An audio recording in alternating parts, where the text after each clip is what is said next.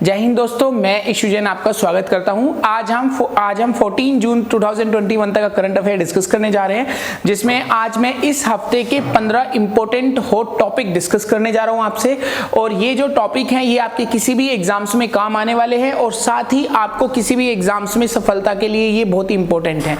तो ये जो 15 जो टॉपिक मैं आज आपके सामने डिस्कस कर रहा हूं उनको इस तरह से देखते हैं। सबसे पहले हम विश्व पर्यावरण दिवस 2021 के बारे में बात करेंगे। इसके अलावा भारत में एक और तीसरी नई वैक्सीन आई, मतलब बना रहा है भारत, तो उसके बारे में हम डिस्कस करेंगे। विश्व ऊर्जा निवेश रिपोर्ट 2021 कब शुरू हुई और इसमें भारत की स्थिति क्या है, उसके बारे में हम बात करेंगे। विश्व खाद्य सुरक्षा दिवस कब मनाया जाता है और इसमें क्या क्या काम होता है, वो सारी बातें आज हम करेंगे। रायमोना रिजर्व फॉरेस्ट के बारे में आज थोड़ा डिस्कस करेंगे। ऑपरेशन ब्लू स्टार कब चलाया गया और क्यों चलाया गया और इसमें क्या हुआ, ये एक बहुत बड़ी बात है, वो हम डिस्कस करने जा रहे हैं। नॉलेज इकोनॉमी मिशन किस राज्य ने शुरू किया और किस तरह से इसको चलाया जा रहा है। विश्व महासागर दिवस कब मनाया जाता है, ये बहुत ही इंपॉर्टेंट है। पूरे विश्व में महासागर दिवस का क्या रोल है। संयुक्त राष्ट्र महासभा के नए अध्यक्ष कौन चुने गए, ये भी बहुत इंपॉर्टेंट है कि नए अध्यक्ष कौन आए, पहले कौन थे और अब कौन है। असम ने एक रतन पुरस्कार शुरू किया है, तो असम रतन पुरस्कार ये क्या है, इसके बारे में हम डिस्कस करेंगे। विश्व ब्रेन ट्यूमर दिवस के बारे में हम बात करने जा रहे हैं। विश्व ब्रेन ट्यूमर दिवस कब मनाया जाता है। और इसके अलावा जो संयुक्त राष्ट्र संघ का प्रमुख अंग है एक राष्ट्र संयुक्त राष्ट्र आर्थिक एवं सामाजिक परिषद, उसके बारे में आज हम बात करेंगे। उसमें क्या हुआ है हाल ही में, कुछ उसके अंदर भी देखने को मिला है, हलचल देखने को मिली है। भारत में नए चुनाव आयुक्त नए घोषित हुए, उसके बारे में आज हम बात करेंगे। नए चुनाव आयुक्त कौन बने हैं, पहले कौन थे। विरासत वृक्ष क्या है, वृक्ष में जो विरासत वृक्ष है उसके कॉन्सेप्ट पर हम बात करेंगे। और आखिरी में हम बात करेंगे संयुक्त राष्ट्र के महासचिव की, कि महासचिव अब मतलब क्या है, महासचिव का रोल और कौन है महासचिव। तो ये 15 टॉपिक हैं जो आपके करंट अफेयर से रिलेटेड है, उसके बारे में हम डिस्कस करना शुरू करते हैं। उससे पहले जब मैं बात करूं आपको कि ये जो 15 टॉपिक हैं, इसके बाद हम जो चीजें शुरू कर रहे हैं उसमें इंपॉर्टेंट है पहले कि आप ये सारे लिंक हमारे अलग अलग चैनल्स पर हैं और इन सभी पर सारी अपडेशन होती है, कौन से फॉर्म निकल रहे हैं जो एजुकेशनली हैं। और इस जो पीडीएफ जो आप देखोगे, आप जो मैं आज पढ़ाने जा रहा हूं वो भी आपको टेलीग्राम के चैनल पे मिल जाएगी। तो टेलीग्राम का लिंक भी है, हमारा ट्विटर, इंस्टा, फेसबुक, सारे लिंक आपके सामने हैं। तो आप लोग इसका स्क्रीनशॉट ले सकते हैं और डायरेक्ट आप जब पीडीएफ को देखेंगे तो इस पर क्लिक करके डायरेक्ट आप उसको ज्वाइन भी कर सकते हैं। तो ये बहुत इंपॉर्टेंट आपके लिए है। उसके बाद सारी चीजें आपको अपडेट आपके जो भी चैनल पर जिस जगह पर भी आप हो, आपको अपडेशन मिलता रहेगा। आज हम बात कर रहे हैं सबसे पहले विश्व पर्यावरण दिवस 2021 की। तो जैसा आप सभी को मालूम है, विश्व पर्यावरण दिवस 5 जून को मनाया जाता है। 5 जून को विश्व पर्यावरण दिवस है, यानी कि पूरे विश्व में 5 जून को पूरे पर्यावरण के बारे में हम बात करते हैं। तो 5 जून एक अपने आप में बड़ी डेट है जो आपको याद करनी है। इसकी शुरुआत कब हुई थी, तो 1972 से शुरू हुआ था और अभी 2021 चल रहा है। तो 1972 से विश्व पर्यावरण दिवस की शुरुआत हुई थी, इसको आयोजित किया गया था। लेकिन इसके आयोजन की जो शुरुआत थी वो संयुक्त राष्ट्र संघ द्वारा की गई। तो अगर आप यहां देखोगे तो यहां पर संयुक्त राष्ट्र सम्मेलन का इसमें बहुत इंपॉर्टेंट रोल प्ले हुआ। तो 1972 एक बहुत ही इंपॉर्टेंट बात है, यहां से शुरू हुआ, 5 जून को पूरे विश्व में मनाया जाता है। तो ये हम बात कर रहे हैं संयुक्त राष्ट्र द्वारा जो सम्मेलन हुआ था उसमें इसकी बात कही गई। तो हर साल 5 जून को विश्व पर्यावरण दिवस मनाया जाता है। इसके अंदर एक और खास बात है कि हर साल इसकी एक थीम तय होती है, किस थीम पर ये काम करेगा।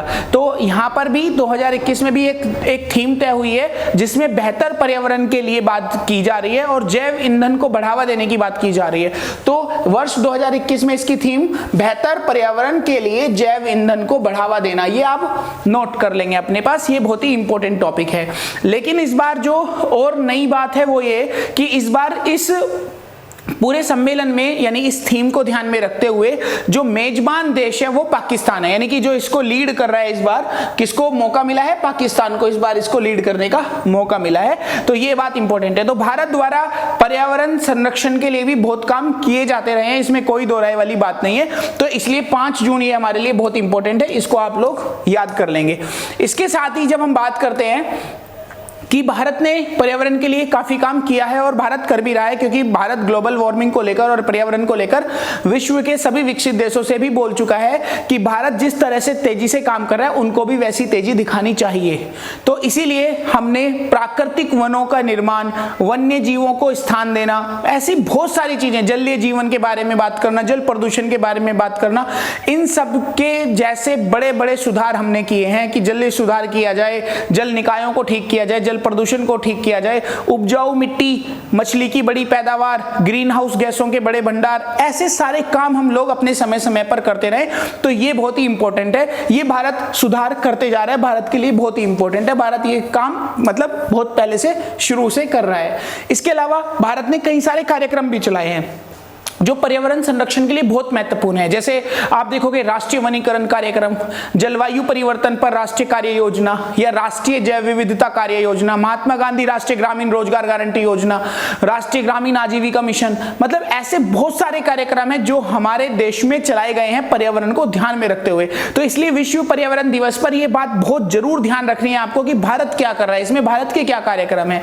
इसके अलावा हमने पूरे देश में E100 पायलट प्रोजेक्ट शुरू किया है और इस पायलट प्रोजेक्ट में क्या है, बहुत ही इंपॉर्टेंट ये है कि इसमें इथेनॉल के उत्पादन और वितरण के लिए पुणे में प्लांट शुरू किया जा रहा है। और E20 अधिसूचना के आधार पर यहां पर अप्रैल 2023 से भारत में तेल की कंपनियों में जो पेट्रोल में एथेनॉल मिश्रण था वो 20% तक की इजाजत दी जा रही है। तो ये बात अपने आप में E100 और E20 की जो मैंने आपको अभी बात बताई है ये बहुत ही इंपॉर्टेंट है हमारे लिए और इसके बारे में आपसे पूछा जा सकता है जो कि आपके समक्ष है। तो इसलिए अगर आपसे E100 पूछ ले, पायलट प्रोजेक्ट हमने शुरू किया, ये बहुत इंपॉर्टेंट है, इसमें इथेनॉल का उत्पादन किया जा रहा है, पुणे में इसका प्लांट लगा है। E20 जो अधिसूचना है इसके बारे में आपसे पूछ सकता है, अप्रैल 2023 से भारत में ये भी एक बात और यहां पर इंपॉर्टेंट है कि अप्रैल 2023 से भारत में तेल की कंपनियों को पेट्रोल में 20% एथेनॉल मिश्रण करने का इजाजत मिल जाएगा, यानी वे बड़ी कंपनियां 20% तक पेट्रोल में एथेनॉल मिला सकती हैं। तो ये अपने आप में बड़ी बात है। तो ये जो डेटाज मैं आपको बता रहा हूं, जो ये मैंने नाम आपको बताए हैं, ये आपके क्वेश्चन से रिलेटेड है, यहां से क्वेश्चन आपसे पूछेगा। बाकी जो थ्योरेटिकल पार्ट मैंने आपको बताया वो आपके समझने के लिए बहुत ही इंपॉर्टेंट है। तो इस तरह से ये जो है आपके लिए बहुत ही ज्यादा जरूरी है। आप देखेंगे कि भारत जो भी पर्यावरण को लेकर काम कर रहा है वो बेसिकली स्वस्थ हमारा पारिस्थितिकी तंत्र हो, यानी हमारा जो पर्यावरण हो वो बिल्कुल स्वस्थ रहे और हमारी कार्य योजना अच्छे से चले, उसको लेकर यहाँ पर भारत काम कर रहा है। तो एक बात तो यहां पर आके खत्म हो जाती है। फिर बात हम करते हैं पर्यावरण के बाद वैक्सीन की, जैसा मैंने आपको बताया था। आपने देखा होगा वैक्सीन के लिए जब मैं बात कर रहा हूं तो हमारे यहां पर कोवैक्सीन और कोविशील्ड भारत में लगाई जा रही है। उसके अलावा ये कोवैक्सीन जो है प्योर मतलब पूरी भारत की है, जो भारत बायोटेक बना रहा है। कोविशील्ड के बारे में आपको मैंने ऑलरेडी अपनी वीडियो में बताया, जो सीरम इंस्टीट्यूट के माध्यम से यानी ब्रिटेन और भारत दोनों मिलकर इसको तैयार कर रहे हैं, लेकिन ये भी भारत निर्मित है, तो दोनों स्वदेशी वैक्सीन है। लेकिन तीसरी और वैक्सीन, स्वदेशी वैक्सीन भारत में लॉन्च होने जा रही है, वो है कार्बेवैक्स। कार्बेवैक्स जो वैक्सीन है इसको भी भारत सरकार से मान्यता मिल गई है और भारत सरकार ने ऑर्डर भी दे दिया है। 300 मिलियन डोजेस के ऑर्डर दिए जा चुके हैं, उसका ऑर्डर आदेश दे दिया गया है और उसके लिए एडवांस भी पे कर दिया गया है। तो ये जो कार्बोवैक्स वैक्सीन है जो भारत सरकार ने अभी नई मतलब लॉन्च करने की बात कही है, इसकी बहुत अच्छी बात क्या है कि इसमें स्पाइक प्रोटीन वायरस होता है। स्पाइक प्रोटीन जो वायरस है वो शरीर की कोशिकाओं में प्रवेश करता है और उसके बाद हमारे बॉडी के अंदर जाने के बाद अपने आप को डेवलप करता है और हमें तैयार करता है उस वायरस से लड़ने के लिए। तो इसलिए जो स्पाइक प्रोटीन वायरस जो बात है, वो स्पाइक प्रोटीन वो बहुत इंपॉर्टेंट है। तो आपके लिए जो इंपॉर्टेंट है यहाँ पर क्या है, वो स्वदेशी वैक्सीन है। ये इसका नाम है कार्बेवैक्स। भारत सरकार द्वारा इसके लिए ऑर्डर दिए जा चुके हैं। पहले 300 मिलियन खुराक इसमें दी गई और इसमें स्पाइक प्रोटीन वायरस को शरीर की कोशिकाओं में प्रवेश करने की अनुमति मिलती है इस वैक्सीन के माध्यम से, जिसकी वजह से वो हमारी प्रतिरक्षा जो क्षमता है उसको, शरीर की प्रतिरक्षा क्षमता को बढ़ाता है। तो ये कुछ खास बात है जो बहुत ही ज्यादा जरूरी है इस वैक्सीन से संबंधित, जो आपको ध्यान में रखनी है और अपने पास नोट करनी है। फिर मैं बात करता हूं विश्व ऊर्जा निवेश रिपोर्ट 2021 की।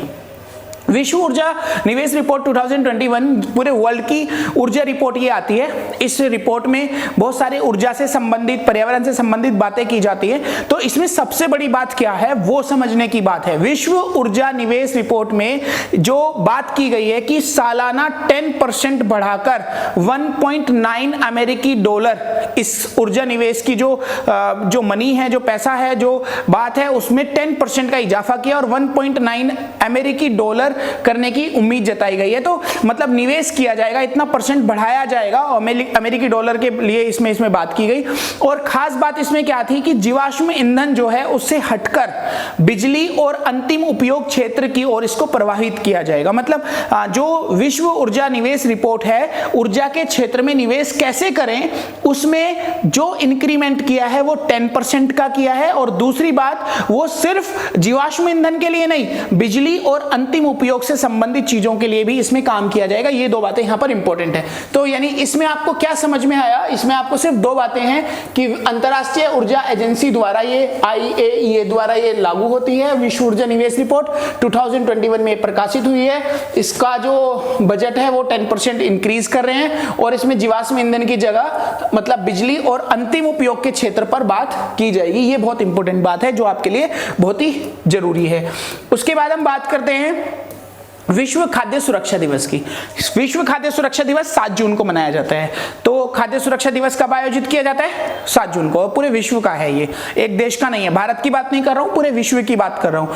तो इसकी जो शुरुआत थी उसके लिए अगर हम बात करें तो संयुक्त राष्ट्र महासभा ने, महासभा जो संयुक्त राष्ट्र संघ का अंग है, उसने 2018 में इसके आयोजन की घोषणा की थी। कब? 2018 में। तो इसका उद्देश्य क्या है? मानव स्वास्थ्य, आर्थिक समृद्धि, कृषि बाजार में पहुंच, पर्यटन में, सतत विकास में, इन सभी पहलुओं पर काम करना इसका प्रमुख उद्देश्य है। तो यानी कि मतलब जो इसका उद्देश्य है, जो विश्व खाद्य सुरक्षा दिवस है, उसका खास उद्देश्य उस दिन क्या लॉन्चिंग है, वो ये कि हम मानव स्वास्थ्य पर, उसकी आर्थिक समृद्धि पर, कृषि में बाजार, कृषि जो है उसकी बाजार पहुंच तक, पर्यटन को, सतत विकास को, इन सभी पहलुओं को हम अच्छे से काम में लाएंगे। तो यहां पर 2-3 बातें आपसे पूछी जा सकती हैं। कब मनाया जाता है? तो 7 जून को मनाया जाता है विश्व खाद्य सुरक्षा दिवस। संयुक्त राष्ट्र महासभा द्वारा कब ये लागू किया गया? शुरुआत इसकी 2018 में की गई।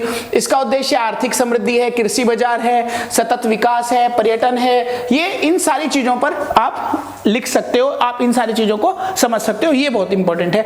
तो क्वेश्चन जो है इन्हीं से रिलेटेड आपसे पूछेगा एग्जाम्स में। इसमें और भी कई सारी जरूरी बातें हैं जो आपको समझने की जरूरत है। इसमें यह भी कहा गया है स्पेशली इस बार कि 5 वर्ष से कम आयु के बच्चे, जो इसकी मुख्य बात है कि जिनको कई सारी खाद्य जनित बीमारियां हो जाती हैं और कम आय वाले जो देश हैं जिनकी इनकम बहुत कम है, उन देशों में बहुत सारी चीजें हैं, जैसे भोजन अच्छा नहीं मिल पाता, जीवन अच्छा नहीं जी पाते वो, तो उसमें उन लोगों के लिए भी यहाँ पर व्यवस्था की गई। यानी 5 वर्ष से कम आयु के वो बच्चे जो खाद्य जनित बीमारियों से पीड़ित हैं, उनके लिए भी प्रावधान है, उनके लिए भी सहायता राशि है और सहायता के लिए बात की गई है। और उन देशों के लिए भी सहायता की बात की गई है जिनकी इनकम बहुत कम है, यानी जो कम आय वाले देश हैं उनकी भी बात की गई है। तो इसमें वो क्या करेंगे, जैसे खाद्य प्रसंस्करण, भंडारण, यानी खाने पीने की चीजों को भंडारण करेंगे। उसके अलावा कई सारी अन्य गतिविधियों को ध्यान में रखकर ये, यानी कि इसको एक बड़ा एक लेवल पर भारत विश्व खाद्य सुरक्षा दिवस को एक पहचान दिलाएंगे और उन सभी लोगों की मदद करेंगे जो इससे पीड़ित हैं, जो खाद्य जनित बीमारियों से पीड़ित हैं या जिनको अच्छे से खाना नहीं मिल रहा, जो अपना रहन सहन अच्छा नहीं कर पा रहे, उनके लिए काम करेंगे। तो कुल मिलाकर पूरी बात जो है वो विश्व खाद्य सुरक्षा दिवस की ये है, जिसमें 5 वर्ष से कम आयु के बच्चे और कम आय वाले देशों के लिए प्रावधान किया गया है। ये बात यहां पर इंपॉर्टेंट है। फिर हम बात करते हैं रायमोना रिजर्व फॉरेस्ट की। रायमोना रिजर्व फॉरेस्ट की बात है, रायमोना असम में है। तो ये बात जो हम कर रहे हैं वो 5 जून को ही ये रायमोना जो विश्व पर्यावरण दिवस था 5 जून के अवसर पर ही इसको शुरू कर दिया गया। असम के मुख्यमंत्री ने इसकी शुरुआत की।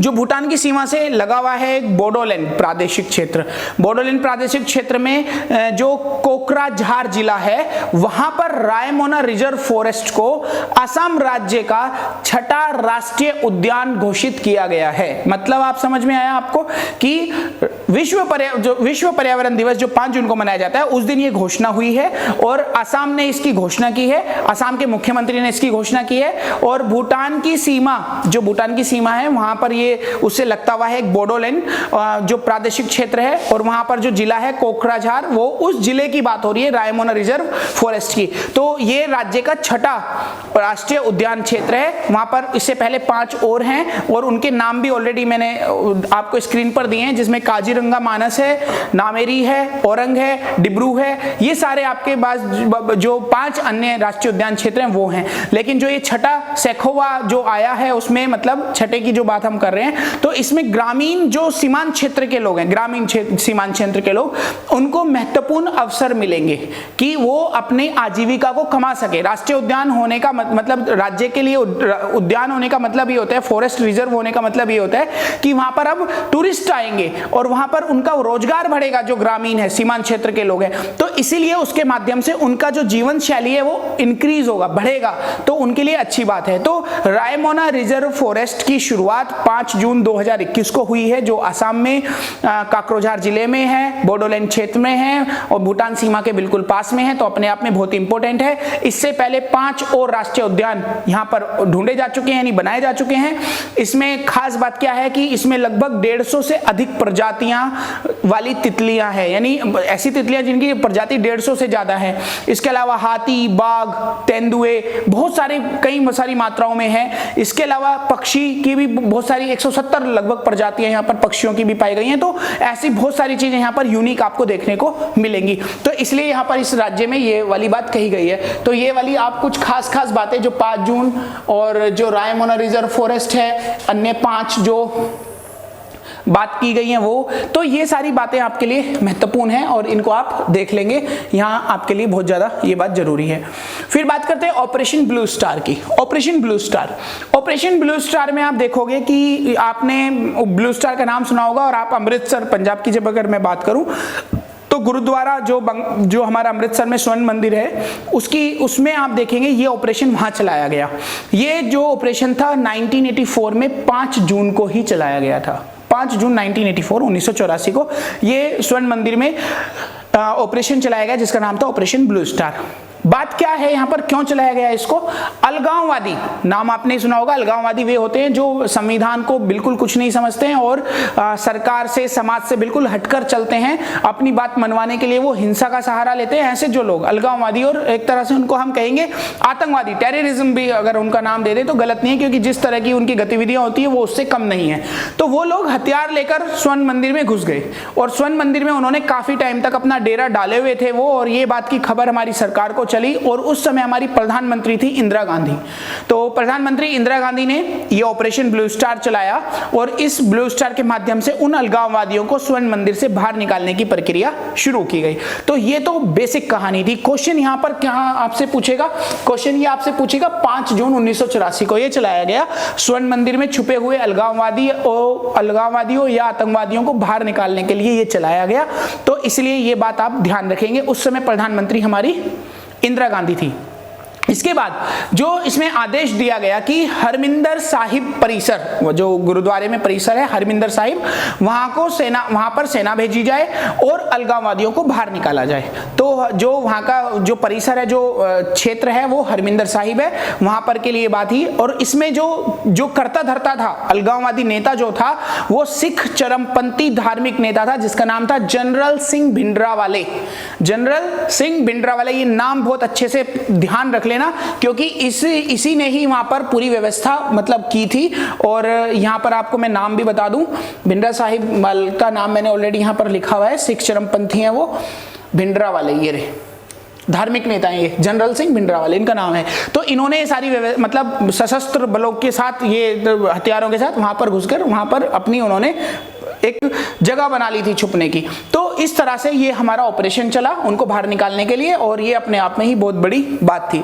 इस ऑपरेशन में कई सारे मतलब बुरे भी काम हुए। क्या हुआ कि खालिस्तानी आतंकवादियों को खत्म करने में मदद मिली, क्योंकि पंजाब में खालिस्तानी की मांग चली रही है, एक नए देश की मांग चल रही है। तो उनको खत्म करने में इस ऑपरेशन से काफी हद तक बड़ी मदद मिली, जो मतलब चलाया गया ऑपरेशन था इसके माध्यम से।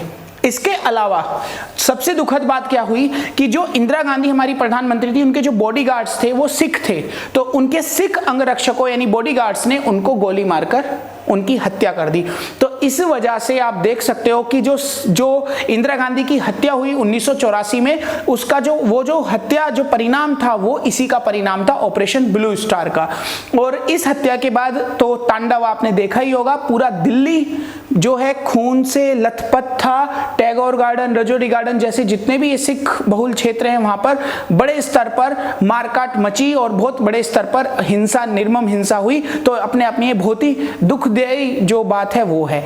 तो इसके बाद दिल्ली में दंगे हुए, वो तो बात ठीक है, लेकिन औपचारिक रूप से अगर देखा जाए संसद में एक अधिनियम पास हुआ इसके बाद, वो अधिनियम था राष्ट्रीय सुरक्षा गार्ड अधिनियम 1986 में अधिनियम आया। तो जो एनएसजी कमांडो आप सुनते हैं, एनएसजी कमांडो जो नेशनल सिक्योरिटी गार्ड है हमारे, एनएसजी कमांडो जो सबसे फास्ट हैं, वो एनएसजी कमांडो की जो शुरुआत थी 1986 से, उस घटना के बाद हुई, जो हमारे प्रधानमंत्री की अब रक्षा करते हैं एनएसजी कमांडो।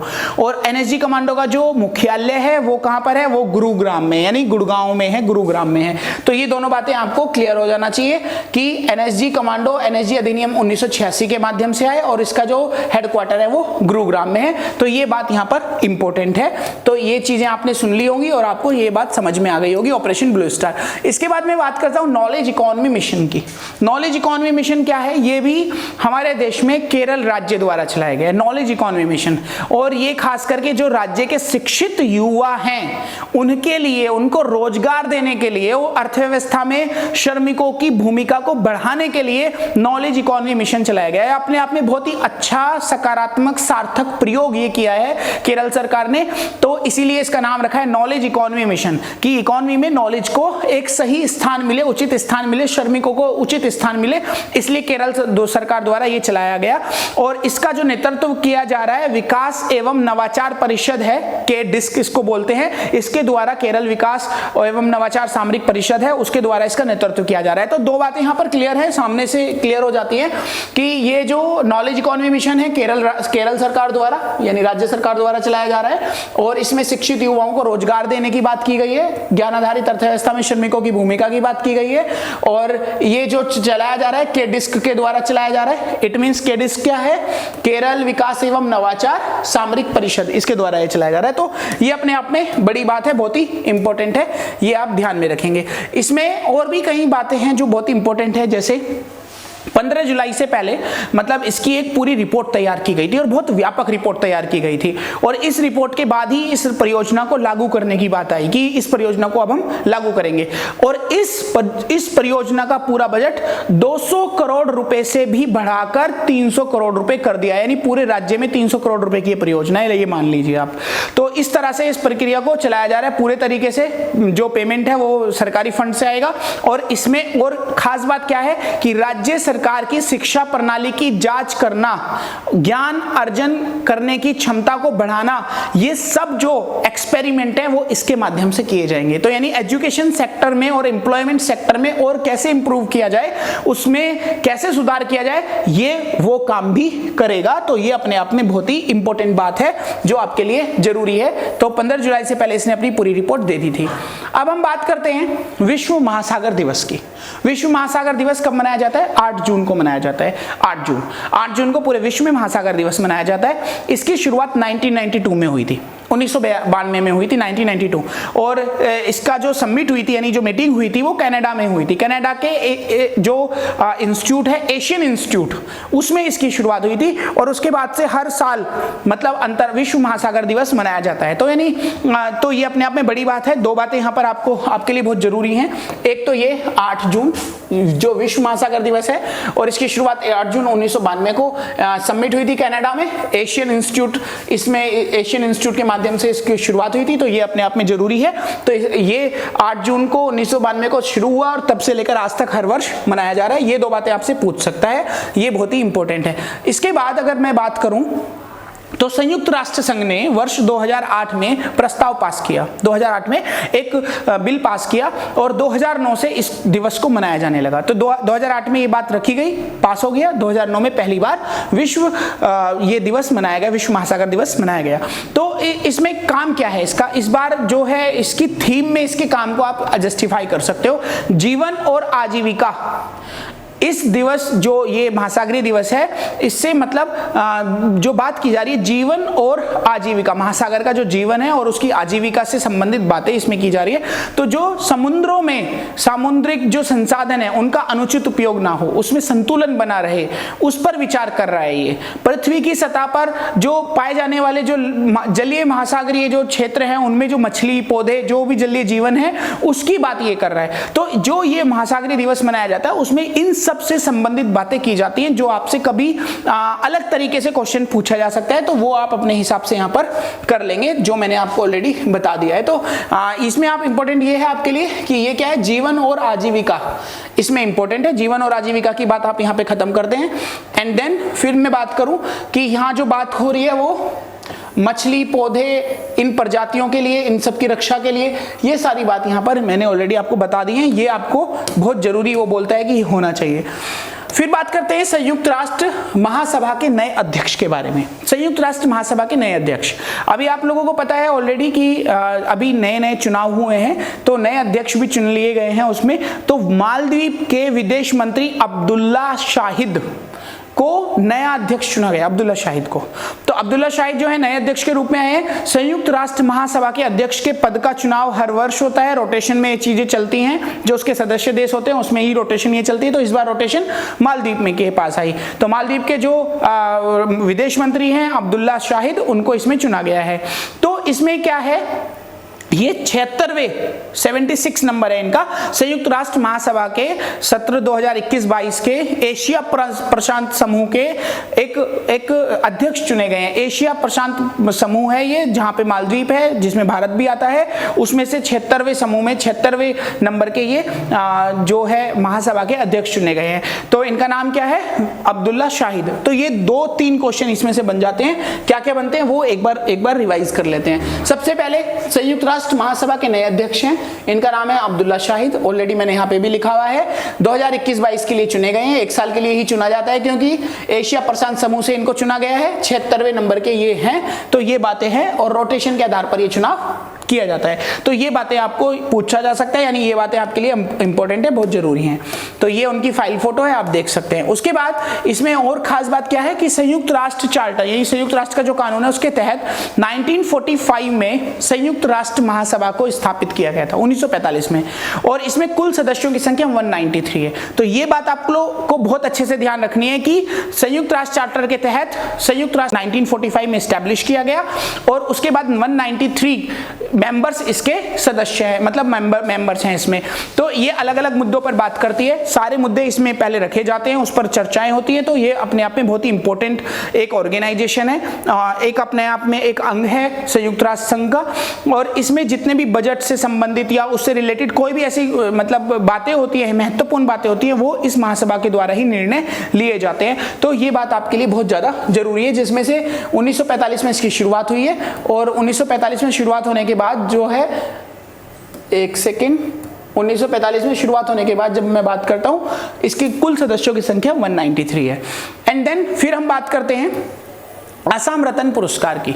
असम रत्न पुरस्कार में आप देखोगे असम ने ये रत्न पुरस्कार, जैसे आपने भारत रत्न पुरस्कार का नाम सुना ही होगा, ये पूरे भारत के लिए होता है, लेकिन असम ने अपने राज्य में असम रत्न पुरस्कार निकाला है। असम रत्न पुरस्कार में जो असम के प्रतिभाशाली और योग्य और बड़े लोग, वो नाम चेहरे होंगे जो असम के लिए बहुत उनकी धरोहर हैं, उनके लिए ये रत्न पुरस्कार, मतलब उनका महत्वपूर्ण योगदान देने के लिए उनको ये दिया जाएगा, उनका सम्मान करने के लिए ये दिया जाएगा। तो इसकी शुरुआत हो चुकी है। इसमें 3 तरह की व्यवस्थाएं की गई हैं। असम विभूषण, जिसमें और मतलब जो असम विभूषण है वो 3 लोगों को दिया जाएगा। उसके बाद 5 लोगों को असम भूषण दिया जाएगा और उसके अलावा 10 लोगों को असम श्री पुरस्कार दिया जाएगा। यानी कि असम रत्न पुरस्कार जो है वो तो हर वर्ष एक नागरिक को मिलेगा, एक पुरस्कार तो खत्म। एंड देन असम विभूषण, जैसे भारत विभूषण है वैसे ही असम विभूषण जो 3 लोगों को मिलेगा। उसके बाद 5 लोगों को असम भूषण यानी विभूषण विभूषण के बाद भूषण मिलेगा एंड देन असम श्री। तो कुल मिलाकर ये 10 लोगों को असम श्री, 5 लोगों को असम भूषण, 3 लोगों को असम विभूषण और 1 लोग को असम रत्न, ये पुरस्कार दिए जाएंगे असम के द्वारा।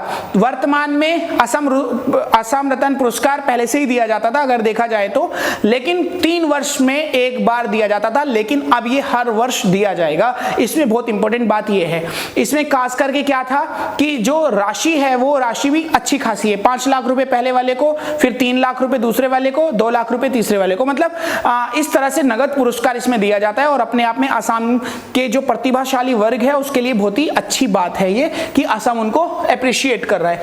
तो यहां पर बात हम करते हैं सबसे पहले कि जो 3 लोग हैं वो तीन तरह के पुरस्कार हैं, असम विभूषण और असम भूषण। जिन 3 लोगों को दिया जाएगा असम विभूषण, 5 लोगों को दिया जाएगा असम भूषण और 10 लोगों को यहां दिया जाएगा असम श्री पुरस्कार। और इसलिए मैंने यहां पर अलग से लिखा है 1 नागरिक को दिया जाएगा असम रत्न पुरस्कार। तो ये बहुत ही इंपॉर्टेंट बात है जो आप अपने पास नोट कर लेंगे और इसके अलावा पीडीएफ भी आप देख के इसको क्लियर कर देंगे। देन विश्व ब्रेन ट्यूमर दिवस, विश्व का ब्रेन ट्यूमर दिवस मनाया जाता है 8 जून को, हर वर्ष 8 जून को विश्व ब्रेन ट्यूमर दिवस मनाया जाता है। इसका उद्देश्य ब्रेन ट्यूमर के लिए जागरूकता फैलाना है। ऑफ कोर्स जो नाम है उसी के लिए अवेयरनेस की बात होती है ट्यूमर दिवस में। पहली बार इसको कब मनाया गया? 2000 में, वर्ष 2000 में जर्मनी में एक एनजीओ है जिसका नाम है जर्मन ब्रेन ट्यूमर एसोसिएशन। उस एनजीओ के द्वारा इसकी शुरुआत की गई सन 2000 में। एक एसोसिएशन थी, उसने इसकी शुरुआत की थी। बाद में इसमें क्योंकि ये एक जानलेवा बीमारी हो सकती है तो इसीलिए इसके लिए इलाज इसका पॉसिबल है, इस बात को अवेयर करने के लिए इसकी घोषणा की गई। तो विश्व ब्रेन ट्यूमर दिवस को मनाया जाता है 8 जून को इसको मनाया जाता है। आप देख सकते हैं 8 जून को मनाया जाता है। और इसका मुख्यालय ब्रेन ट्यूमर के इसका मुख्य उद्देश्य जो है ब्रेन ट्यूमर के बारे में इसकी जागरूकता फैलाना है। पहली बार वर्ष 2000 में जर्मनी में स्थित एक एनजीओ द्वारा जिसका नाम है जर्मन ब्रेन ट्यूमर एसोसिएशन, इसके द्वारा इसको मनाया गया। तो ये चीज इंपॉर्टेंट है, सन 2000 से हम इसको मना रहे हैं और आज 2021 चल रहा है। इसके बाद हम बात करते हैं संयुक्त राष्ट्र आर्थिक एवं सामाजिक परिषद की। यह भी संयुक्त राष्ट्र का एक महत्वपूर्ण अंग है। जैसे हमने ऑलरेडी महासभा के बारे में बात की, ऐसे ही हम आर्थिक और सामाजिक परिषद के बारे में भी बात करेंगे। जब संयुक्त राष्ट्र आर्थिक और सामाजिक परिषद की मैं बात करता हूं तो 2022-24 की अवधि के लिए यहां पर चुना गया है। इसमें जो प्रमुख 6 अंगों में से एक है। तो ये जो इसका काम है वो सतत विकास के लिए काम करना है, सतत विकास की अवधारणा को आगे बढ़ाना है। इसके 3 बड़े प्रमुख क्षेत्र है, पर्यावरण है, सतत विकास है, आर्थिक सामाजिक चीजें हैं। इन सब चीजों पर ये काम करता है। इसके कुल सदस्यों की संख्या 54 है, 54 है। और इसकी स्थापना 1945 में हुई थी, 8 जून को हुई थी। और 8 जून 2021 को जो चुनाव हुए थे उसमें भारत को अफगानिस्तान, कजाकिस्तान और ओमान के साथ एशिया प्रांत देशों की श्रेणी में चुना गया। यानी कि एशिया प्रांत देशों में इस सारे काम को अच्छे से यूज करने के लिए, अच्छे से काम फैलाने के लिए संयुक्त राष्ट्र आर्थिक और सामाजिक परिषद द्वारा 22-24 तक की अवधि के लिए ये व्यवस्था की गई है। और ये इसकी स्थापना वर्ष जो है वो 1945 है, 8 जून है। तो इसलिए ये अपने आप में महत्वपूर्ण हो जाता है। तो इसमें कोई खास बात ऐसी है नहीं। तो इसमें से क्वेश्चन बहुत रेयर आएगा आपके पास, लेकिन इंपॉर्टेंट है आपको जानना। फिर भारत के नए चुनाव आयुक्त की बात करते हैं। तो भारत के जो नए चुनाव आयुक्त हैं वो बने हैं अनूप चंद्र पांडे। अभी इससे पहले कौन थे? सुनील अरोड़ा थे। सुनील अरोड़ा की जगह ये आए हैं अनूप चंद्र पांडे। तो अनूप चंद्र पांडे को 8 जून 2021 को भारत के नए मुख्य चुनाव आयुक्त के रूप में घोषित कर दिया गया है। और यूपी से हैं ये, उत्तर प्रदेश कैडर के आईएएस ऑफिसर हैं। बहुत बड़ा नाम है इनका उत्तर प्रदेश आईएएस कैडर में। इनका जो कार्यकाल है वो 12 अप्रैल 2021 को पूरा हो गया था। जो हमारे सुनील अरोड़ा हैं उनकी जगह ही इन्होंने 12 अप्रैल 2021 के बाद से जो है इन्होंने अनूप चंद्र पांडे को ये सत्ता सौंप दी है। जो चुनाव आयोग के जो शीर्ष कार्यकारी निकाय है उसमें जो मुख्य चुनाव आयुक्त हैं उनके साथ सुशील चंद्र और चुनाव आयुक्त राजीव कुमार ये काम करेंगे। यानी अनूप चंद्र पांडे एक हैं, त्रिस्तरीय संरचना है ये। तो एक है अनूप चंद्र पांडे, उसके अलावा सुशील चंद्र और राजीव कुमार, ये तीनों मिलकर भारत के जो चुनाव की व्यवस्था है, चुनाव आयोग का जो काम है वो संभालेंगे। और इसमें इनके जो चुनाव इनका होता है जो 6 साल की अवधि के लिए इनको या 65 साल तक के लिए इनको चुना जाता है। तो यहां पर ये बात भी आपके लिए जानना जरूरी है कि जो भारत के मुख्य चुनाव आयुक्त हैं उनकी जो नियुक्ति होती है या तो 65 साल तक के लिए होती है, यानी उम्र या तो 65 साल हो जाए तो रिटायरमेंट मिल जाती है, और अगर पहले 6 साल पूरे हो जाएं तो 6 साल में ही उनकी रिटायरमेंट हो जाती है। ये बात यहां पर इंपॉर्टेंट है। तो तो यहाँ पर आप लोग एक दो बातें आप देख लेंगे। 8 जून 2021 को अनाउंसमेंट हुआ, अनूप चंद्र पांडे उनका नाम है, उत्तर प्रदेश से संबंधित आईएएस ऑफिसर है और सुनील अरोड़ा की जगह इन्होंने ली है और इनका कार्यकाल सुनील अरोड़ा का 12 अप्रैल 2021 को पूरा हो गया था। और जो ये काम करेंगे राजीव कुमार और सुशील चंद्र जो अन्य चुनाव आयुक्त हैं उनके साथ ये काम करेंगे। ये इंपॉर्टेंट बातें आपको अपने पास नोट करनी है, तो ये चीज आप बिल्कुल ध्यान से लिख लेंगे। ये इनकी फाइल फोटो है। फिर बात करते हैं विरासत वृक्ष की बात। विरासत वृक्ष का मतलब वृक्ष हमारी विरासत है। तो ये काम सबसे पहले महाराष्ट्र सरकार द्वारा किया गया। महाराष्ट्र सरकार ने 50 वर्ष से अधिक पुराने वृक्षों को विरासत वृक्ष की संज्ञा दी है और उन वृक्षों का संरक्षण करने की योजना बनाई है। तो इसलिए ये हमारे लिए बहुत महत्वपूर्ण है। तो विरासत वृक्ष की संज्ञा देने वाला पहला राज्य महाराष्ट्र है, जिसने 50 वर्ष से अधिक उम्र के वृक्षों को विरासत वृक्ष का, यानी उनको कोई काट नहीं सकता, उनका संरक्षण किया जाएगा, वो उस राज्य की धरोहर है। ये इंपॉर्टेंट बात है, इसलिए आप ये बात अपने पास नोट कर लेंगे। और महाराष्ट्र सरकार द्वारा पुराने वृक्षों के लिए चलाया गया, ये बहुत इंपॉर्टेंट बात है। ठीक है, तो ये चीज आप अपने पास नोट कर लेंगे। देन फिर इसी क्रम को आगे बढ़ाते हुए हम आखिरी बात करते हैं संयुक्त राष्ट्र महासचिव की। संयुक्त राष्ट्र महासचिव एंटोनियो गुटेरेस पहले भी थे और अब फिर से चुन लिए गए हैं दोबारा इनको समर्थन हासिल मिल गया है। 8 जून 2021 को 5 साल के लिए दोबारा से इनको चुन लिया गया है। तो फिर से संयुक्त राष्ट्र संघ के महासचिव जो सेक्रेटरी हैं वो कौन चुने गए हैं? एंटोनियो गुटेरेस चुने गए हैं। तो ये बात अपने आप में बहुत ही इंपॉर्टेंट है, ये आप अपने पास नोट कर लेंगे। दोस्तों आज जो मैंने आपको टॉपिक्स बताए हैं ये इंपॉर्टेंट करंट अफेयर्स हैं। फिर नेक्स्ट वीडियो में नेक्स्ट करंट अफेयर्स के साथ फिर हम मिलते हैं और ये सारी वीडियो और आपको ये जो पीडीएफ है हमारे टेलीग्राम चैनल पे मिल जाएगी। और जैसा मैंने आपको पहले बताया है, अलग अलग चैनल्स के माध्यम से हम आपसे जुड़े हुए हैं, अलग अलग प्लेटफॉर्म पर हैं हम आपके साथ। तो कोई भी डाउट, कोई भी बात हो तो आप हमें कमेंट बॉक्स में कर देना। तब तक के लिए, नेक्स्ट वीडियो तक के लिए, जय हिंद, जय भारत।